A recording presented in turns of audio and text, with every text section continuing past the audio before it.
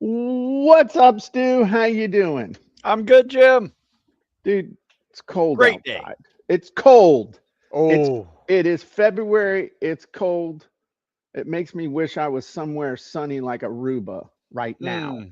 that'd be nice. That'd be really nice. I can see myself running along the beach road, working out, Hmm. doing my little pull-ups and push-ups on the stuff they have on the side of the beach. I wonder what temperature is down there in February. Well, it's funny you should ask because I have on my little weather app right now here in the old Port Haywood, today, 29 degrees. Celsius. No, Oh, oh, no, that's where I'm in Port where you Haywood, are it's now. 29 Got it. degrees. I'm going to read you the low and high in Aruba. Ready? Yes. Today, 77.81. Tomorrow, 77.82. Friday, 77.82. Saturday, 78.82. Sunday, 78.82. Monday, 77.82. It's either 77, it's a high of 82 every single day and a low of between 77 and 78 That's every day. pretty much perfect. Yeah, it is. But anyway, Stu, how big is yours? What's that? You didn't walk into that one. How big's your list? You don't have to answer. I mean, that's something people ask on here. Oh, I don't care. Well, I'll be honest with you, Jim. I get more out of social media followers than I do my email list these days. So, Okay. my email list is like 25,000, and social media is triple that. Okay. All right. Very cool. Do you ever, what kind of stuff do you do to incentivize people to follow you on social media? Um, hmm. Good question. You know what? I really don't. I just Okay. post cool stuff and just expect them to follow me. Okay. I like this. This is good. I like it when we have these organic discussions. Yeah. Okay, so look, I post cool stuff. No, we're gonna get into this. I Yeah. post cool stuff and hang on. All right. Consistently. Okay. Ermagard. Uh, well, my controls on my camera stopped working for some reason, so we're just gonna have to go with what we got. Okay, Um, doke. it won't let me. Well, that sucks. Okay, well, we're just gonna go with this, and if you have vertigo, it is what it is. Um, you post cool stuff, and then you expect people to just follow you. Yes. Define cool stuff. Um, things that I do with fitness, swim videos, stretching, foam rolling, us working out and sunrise coming up at the same time. So it's a mix of a variety of different activities that promote a healthy lifestyle. Okay, so some of the things that you post are how to. Yep. Some of the things that you post are lifestyle. Okay, the pictures that you post of showing the guys in sitting in the snow doing. What do y'all do? Like pull the somebody shows up in a truck and y'all pull the portable crap out of the back of the truck and you got those dip bars and the bench and the bar and the plates and stuff. Y'all just pull it out of the truck and roll, or do you leave it there overnight and know that No, the no, no. fat homeless people I won't steal load it it? up in I load it up in my truck every day. Okay, Yeah, all if we right. use it. Some workouts don't require it, but yeah. Okay, so that would actually make a cool video. About the process behind the scenes. I like Yeah, that. a I could behind do the that. scene that would be really cool. Like you take those pictures, but you're like, hey, y'all, I take pictures of us out here working out and doing stuff.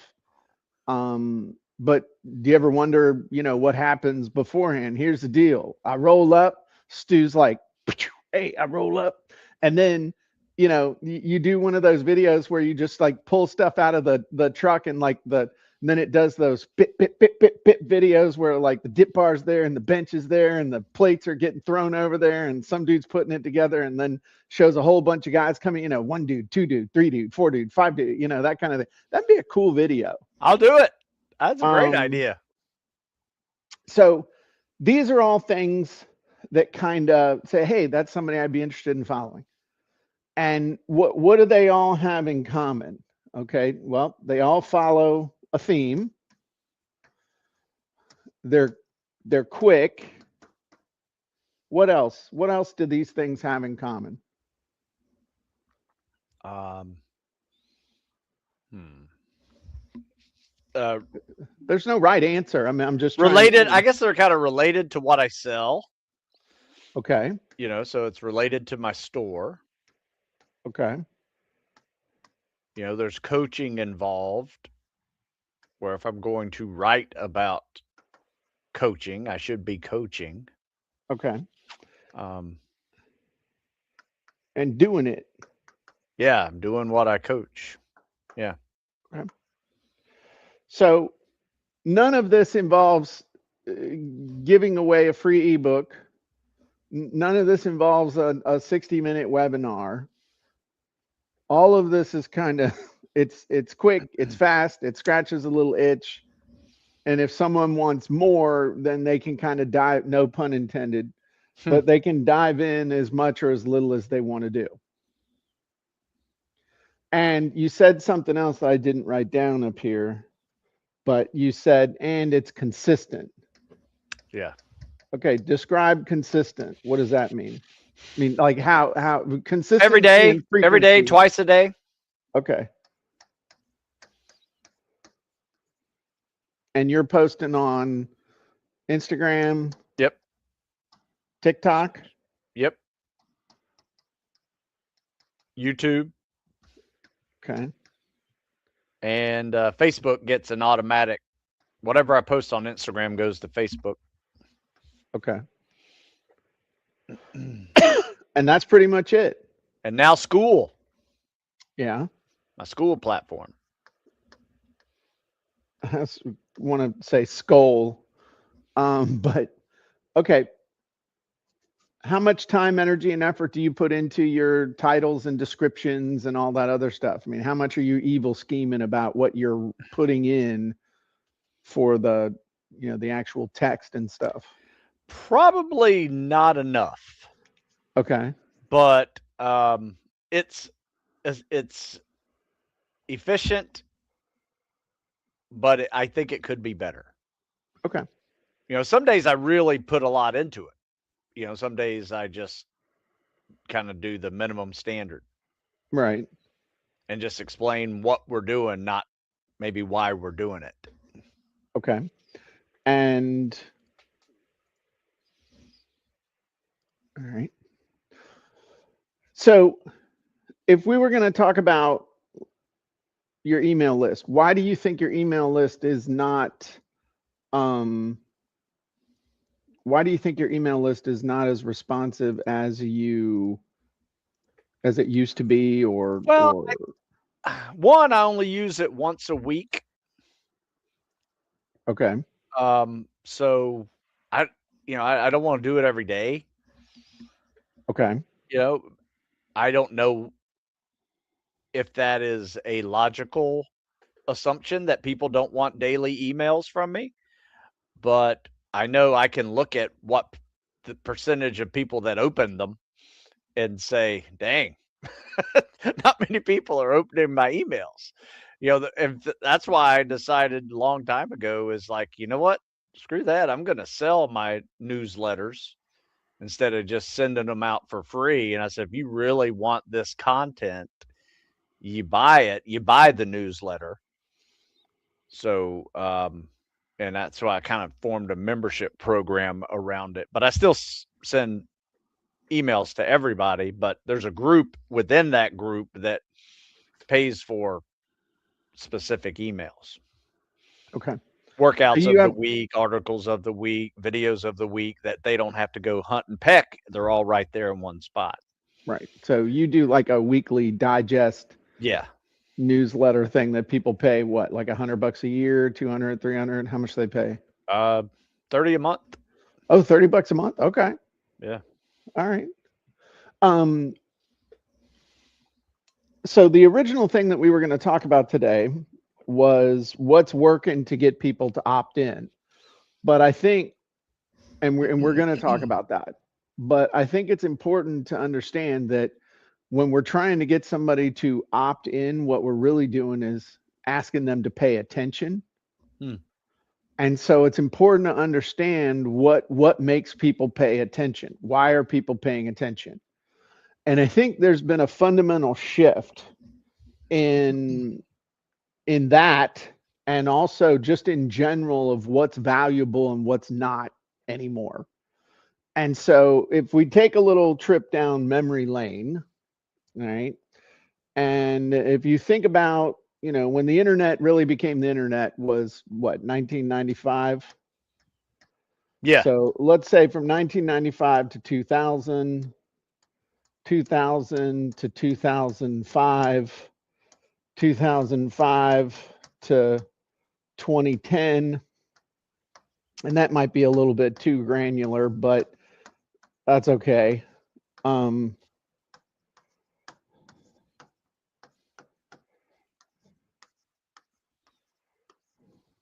okay. So from 95 to 2000, you could pretty much literally have on your website, hey, join my newsletter, and you would build a list. And the Right. fact that you would send out stuff, you were basically could just make it on sending out info. All right, you really could. Yep. You could just send it out, people would pay attention, and there you go. So 2000, 2005, I kind of call that my awakening in the world of copywriting and making offers. You had to do better than, info. It was more kind of like the age of why. Why should I pay attention to you? Why should I get your info? Then from 2005, 2010, this is where a lot of people, pretty much everybody got high speed internet during that time. And Yep. so the big thing, what happened between 2005 and 2010 was really the age of video. You really think about before 2005, yes, we were doing some video. It was mostly screen capture video. It was really hard to do a video. You had to create an FLV file that then would be played inside of I can't even remember what the hell it was some kind of a flash file. And it was so you could have people pay attention to you if you did a video, but now it's everybody and their brother could do video. So 2015, and then also this is when social media started to show up. But now 2015, 2020, that's really when all the social media really took off for everybody. And now 2020, 2025 is when AI showed up. So if you look at here, this is where data, info, stuff, just give me more so I don't have to go find out and I'm probably interested in it. Yeah. Now, data does not equal value. It doesn't. It's not worth shit. Okay. If you want to know something, it's easier than getting somebody's free report or doing somebody's thing. It's easier just to go to one of, you can go to Grok, you can go to Gemini, you can go to Claude, you can go to ChatGPT, you can go to Genie Chat, you can do anything and get all the data you could ever want. Hmm. So, whereas here we were kind of in the info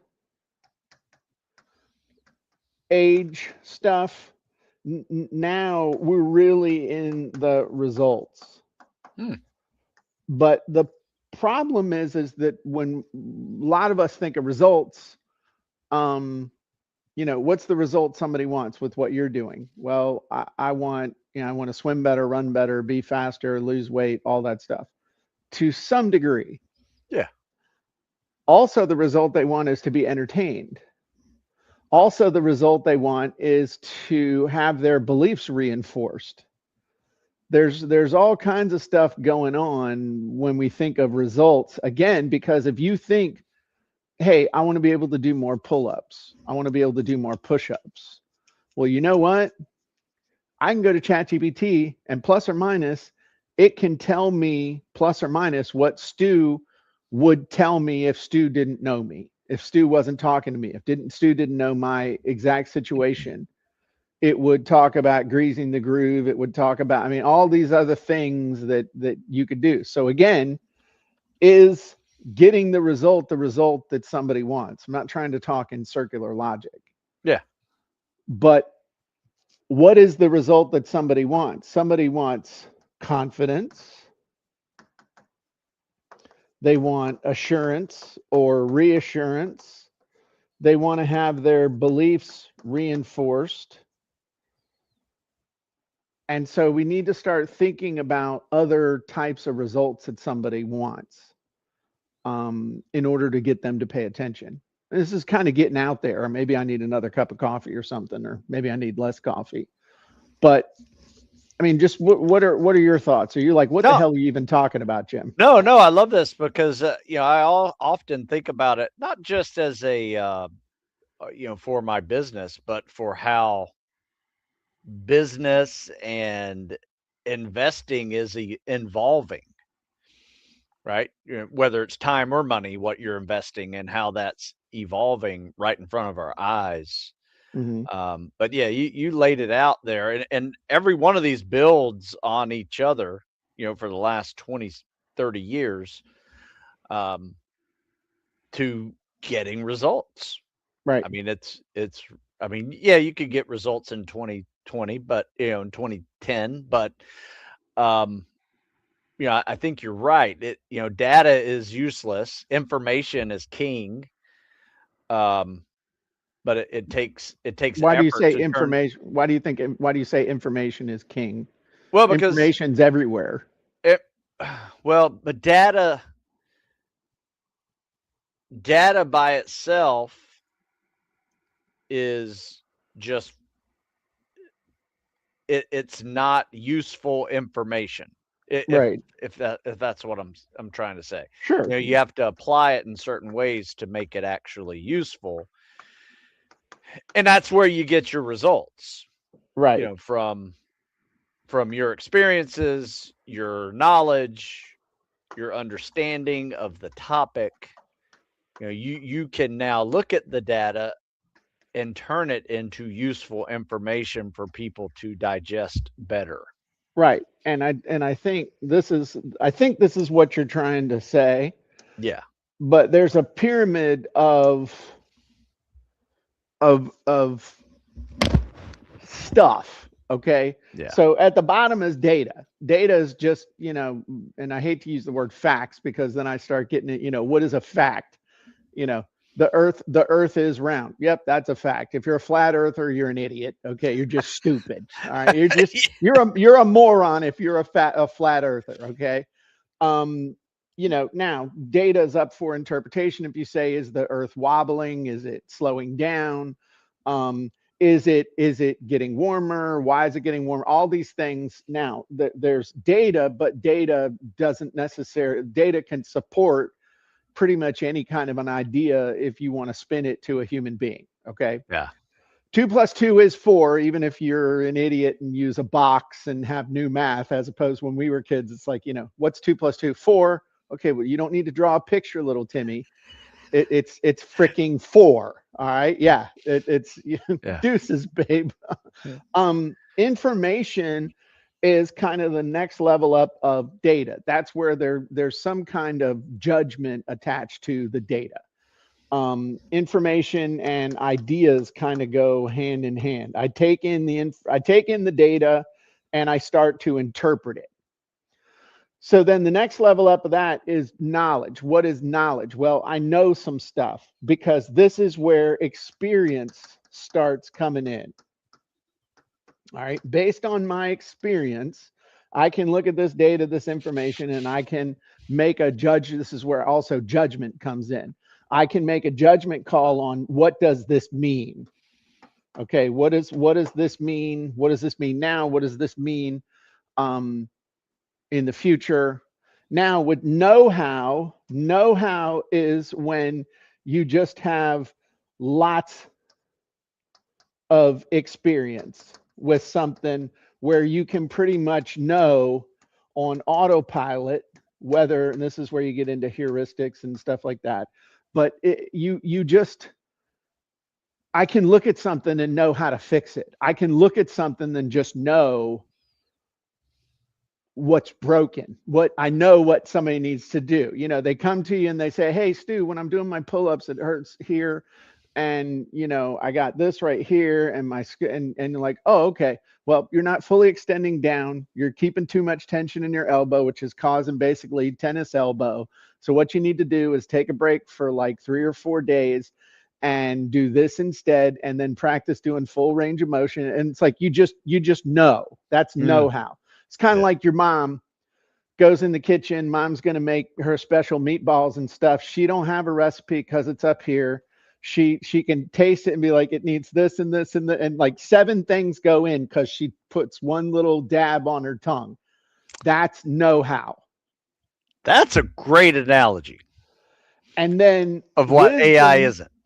Well, AI can't. And I heard a really cool thing yesterday about AI that I'll share with you in just a sec. Yeah.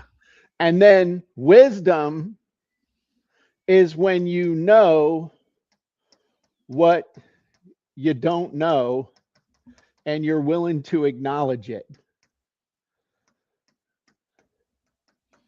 In other words, wisdom is when ego is out. Yeah.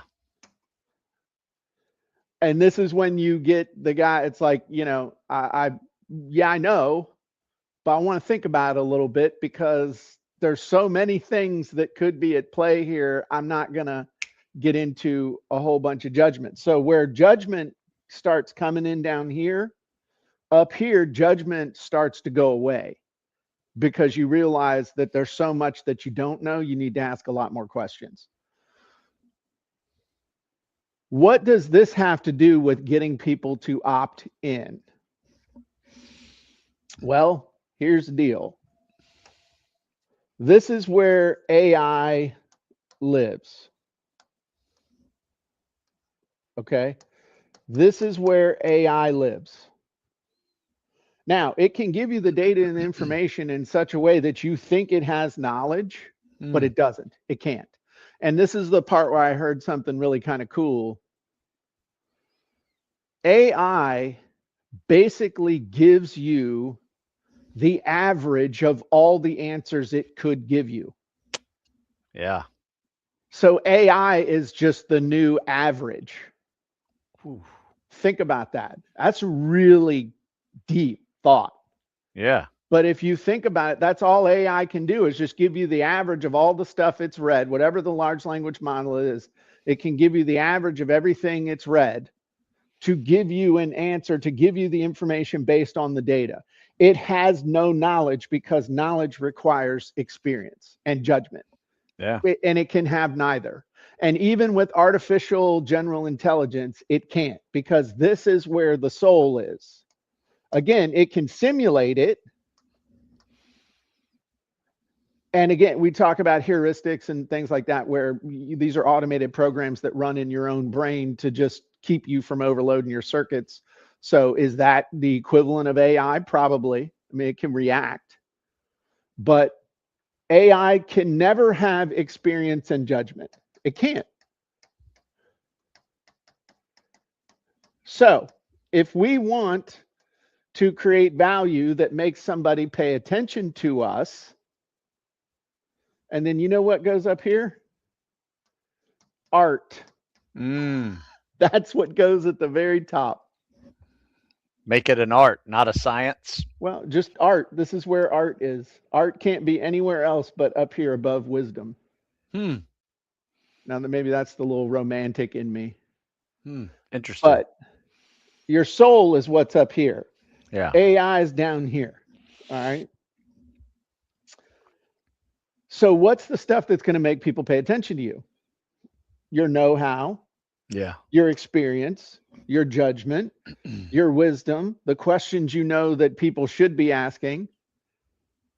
It's this is why people will pay attention to you. This is not why people will pay attention to you. So if you're going to go out there and say, "Hey, you're going to get some people, you're going to get some people who are like so clueless that they just don't understand what the hell's going on." And I'm not saying you don't do anything in this area, because you do have to make sure that people's bases are covered. But honest to God, this is more the stuff you would do after you've grabbed them. Like, great example, the way I met Stu. How I met Stu. That sounds like a movie. Um, I was looking to get better at pull-ups, and I was doing rucking, and I found Stu through one of the Go Ruck groups where a guy was talking about how this Navy SEAL dude helped him get ready for doing a Go Ruck Heavy, which is that's a 24 or a 40, it's a 48-hour one. Yeah. Anyway, it was the harder one. Um, and so I looked him up, and then I saw he had a pull-up thing, and then I found his site, and I saw I did coaching, and I'm like, screw it, I'm just going to sign up. And then I like started stalking him within 10 minutes. But I could see you had the wisdom and the know-how. I could find the information anywhere. But the reason why I wanted to be a part of your universe is because I knew you had to have the knowledge, okay, because you were a Navy SEAL. You had to have the know-how because all these dudes were talking about you and all that stuff. And I knew you had to have the wisdom because you'd been doing it for so long and nobody was talking shit about you, except that one dude who didn't know how to read. And the art is my choreography of exercises that you love so much. Yeah, I don't know if that's it. I mean, your modern dance, you finally got your modern dance video done. I was proud of you for that.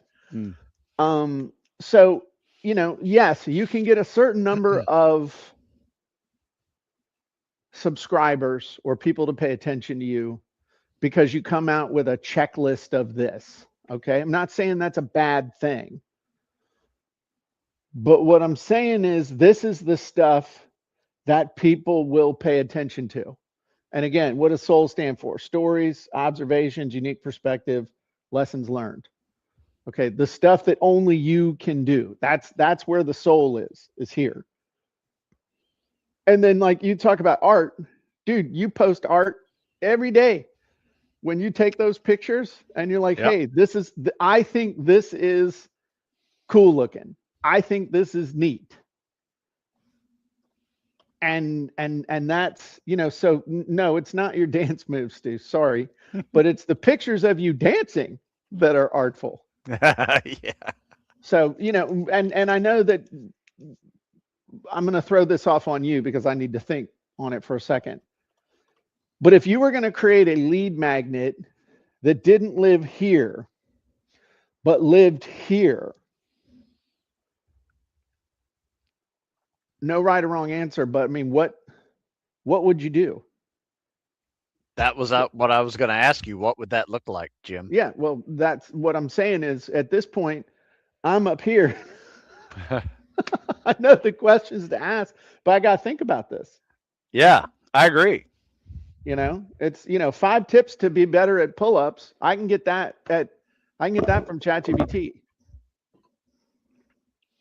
Okay. So Yeah. the answer to this is not easy until it is. We're having to retrain the way we're thinking. Yeah. So And anyway, that's why I like your historical view of what has happened in the last 30 years, because it shows if you don't evolve, you're stuck. I mean, your business will be stuck well, it's just not going to grow. unless you're like WD-40, right?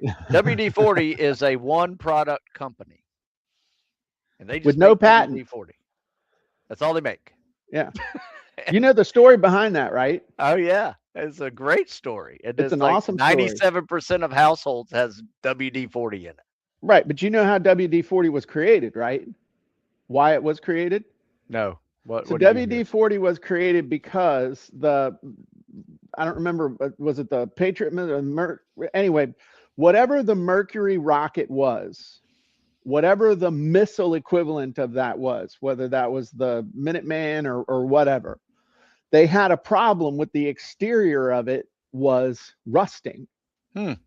And they needed a coating to put on it that wouldn't massively increase the weight, but it would stop the exterior of the missile body from rusting. And so WD stands for water displacement. Huh. And WD-40, water displacement 40, it was the 40th thing that they tried to develop. Damn. So the reason why it's never been patented was because first, because it was a top secret thing, because it was used to put on the missiles. And then once it wasn't a top secret thing anymore, you like how there's all kinds of terms. It's not top secret anymore, so we want to sell it. But if we patent it, we have to reveal what's in the formula. Damn. But if we don't patent it, we never have to tell anybody what's in it in the exact amounts and stuff so that they could, because when a patent runs out, it happened to Glock, patent runs out, everybody's doing, Glock clones now. Yeah. So that's how WD-40 was made, why it was made, and why it is the way it is. And so you can't, it's never been patented, but nobody's been able to copy it. Dang. So cool story. Yeah. This is what happens when a computer geek also has a degree in history. But this is fun. Yeah. Think about it. We'll talk about this again because I'm going to be hopefully sometime in the not too distant future sitting on a beach cogitating on this. Good. Yeah. My whole WD reference was all about, like, unless you're a WD-40, you don't need to worry about evolving with technology. Right. But all other businesses should, especially in this information age. 1 in a billion, and that probably ain't you. As far as being able to do that. So we got to figure out how we can do that until we don't have to do it anymore. Yes. Have you ever sat around and wished that you had bought like 1,000 Bitcoin when they were $10 a pop? Oh, countless times. Yeah, me too. Or sell an Apple in 1999. Yeah. I was just like, come on. Yeah. I had a whole crap ton of Apple at $50 a share and sold it when it was at 70, thinking I was a big pimp. Yeah. So there you go. All right. Well, I think that's good. Stu, if they want to get in shape, where should they go? We didn't do any demos today. Stu Smith Fitness. That's okay. We can make it up in the next show. There you go. Next time you want a cool tool, make some cool stuff, go to CopyandContent.AI. Everybody have a great job, great day, and we'll talk to you soon. Bye-bye.